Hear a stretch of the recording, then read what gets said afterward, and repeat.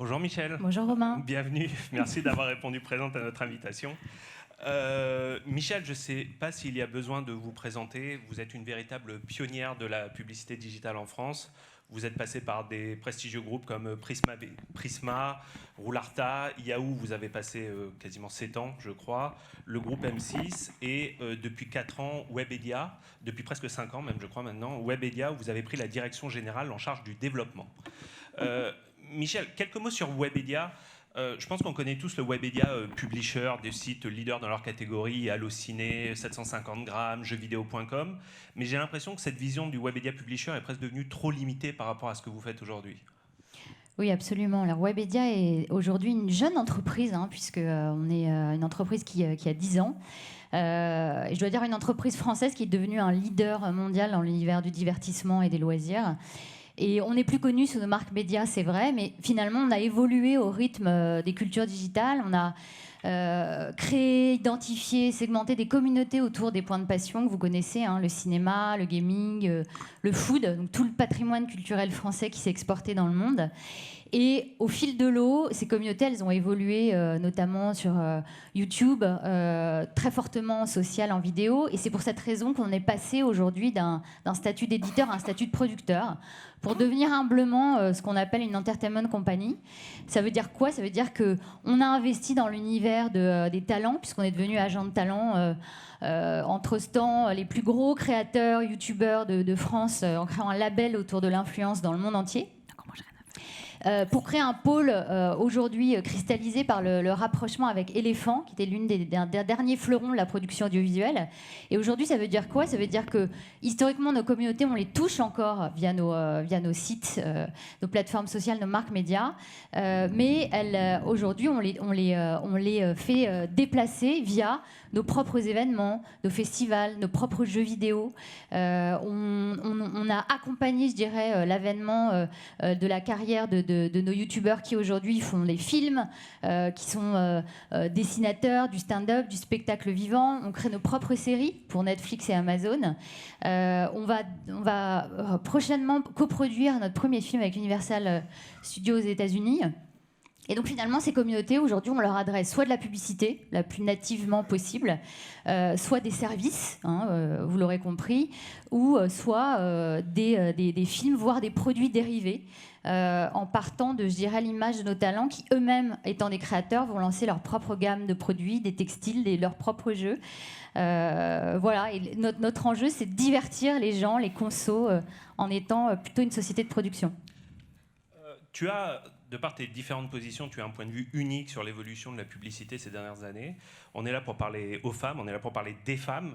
Est-ce que tu as constaté un changement sur la façon dont les annonceurs et les producteurs de contenu s'adressent aux femmes aujourd'hui? Oui, heureusement. Alors déjà, nous, on est, je l'espère en tout cas, un peu le représentant et le porte-drapeau de la diversité, parce que déjà, nos propres marques médias ne sont pas genrées. Même, je dirais, l'archétype, le stéréotype du jeu vidéo, jeuxvideo.com, qui touche aujourd'hui un internaute sur 3 étant une femme. Et on a accompagné cette évolution dans la mesure où, pour nous-mêmes, je vais prendre un exemple assez, je dirais, représentatif autour de l'influence marketing, puisqu'on parle des youtubeurs, des talents. Cette évolution, elle a été marquée chez nous par Natou. Je ne sais pas si vous connaissez dans la salle Natou, qui aujourd'hui est une humoriste qui fait partie des femmes les plus influentes dans le top 10 YouTube des audiences françaises.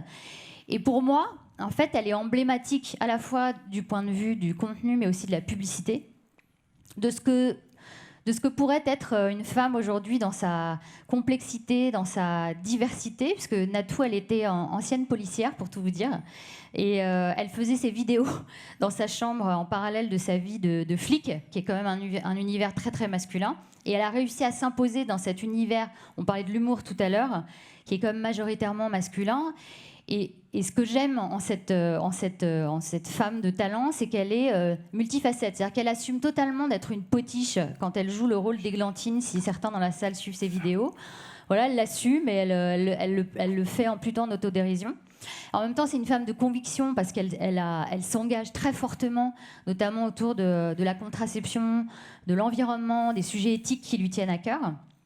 Et le cas le plus emblématique, en 2015, elle a lancé un livre qui s'appelle Icône, pour celles et ceux qui connaissent dans la salle, qui était une parodie de la presse féminine, pour aller à l'encontre justement des dictats et des codes où il faut être une femme exemplaire, une collègue incroyable, une maman qui réussit tout. Non, nous ne sommes pas parfaites et ça n'est pas grave.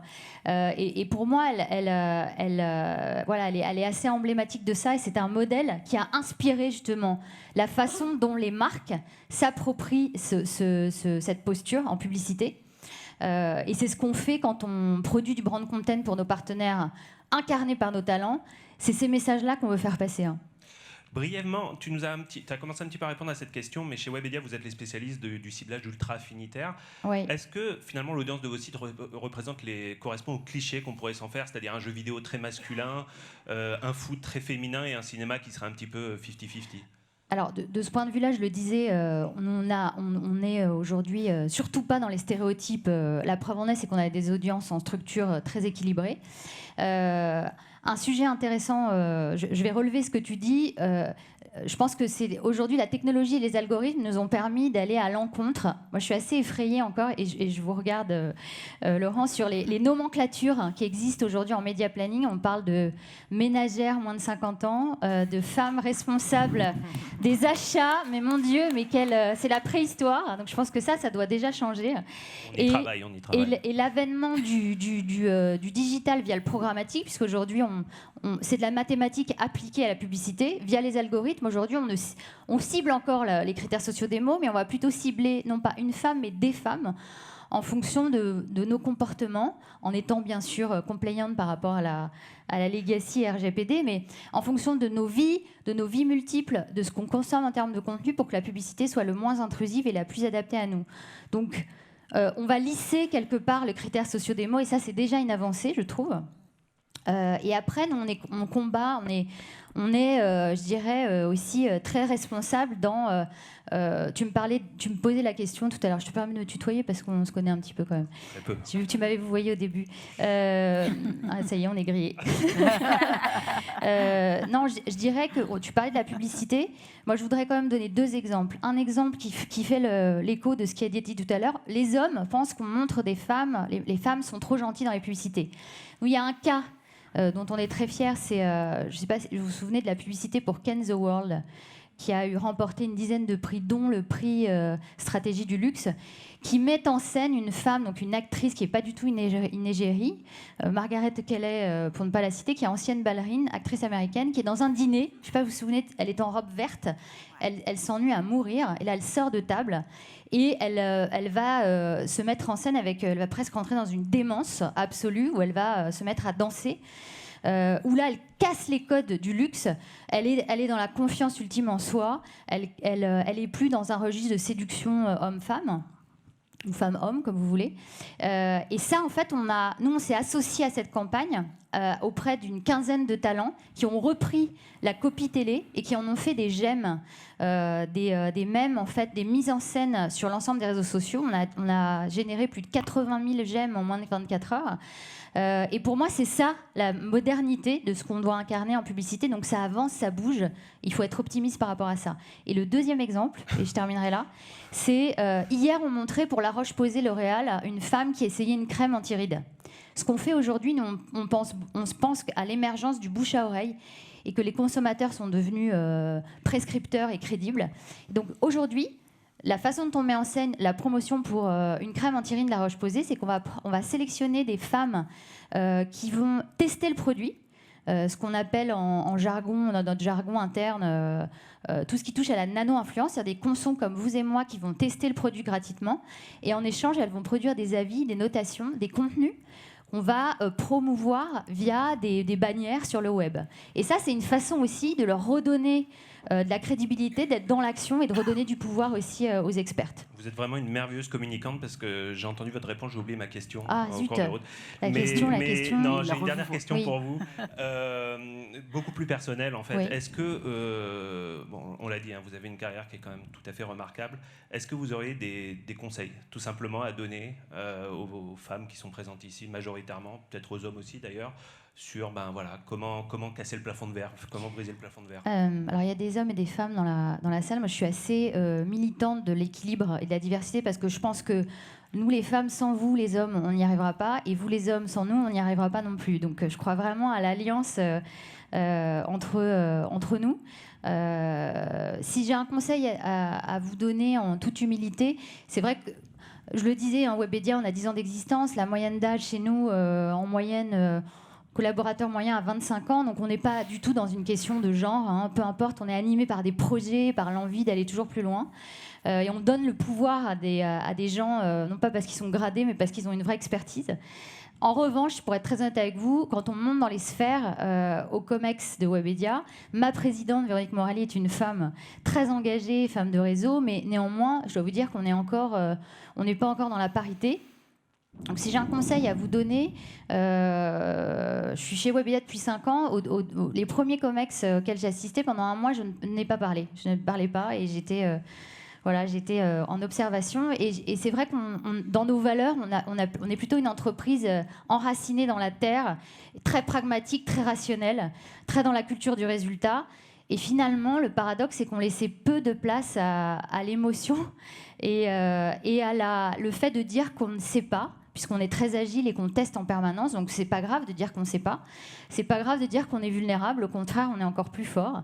Et moi, je pense que encore une fois, j'essaie de rester très humble par rapport à ça. Mais le fait d'avoir impulsé de l'émotion et du rationnel, de toujours rester aligné avec moi-même et spontané et être aussi une femme de combat, mais en même temps, dire quand on a peur, c'est pas grave. Ben, j'ai eu la chance en face d'avoir des hommes qui avaient une part de féminin, je pense. Et là encore, on n'est pas dans ni victime ni guerrier, surtout pas. Des hommes qui ont compris ça. Et je pense que si aujourd'hui on est ce qu'on est, c'est parce qu'on a cette alliance entre le rationnel et l'émotion. Et avec des hommes formidables autour de la table qui ont compris ça et qu'on a réussi à embarquer. Voilà. Donc osez, soyez vous-même et n'ayez pas peur. Et je termine juste là-dessus. Je vous rends hommage au thème sur le regard. Soutenez le regard des femmes sur le monde. Moi, j'ai envie de vous dire, vous dans la salle, soutenez votre regard. N'ayez pas peur de ça. Merci Michel.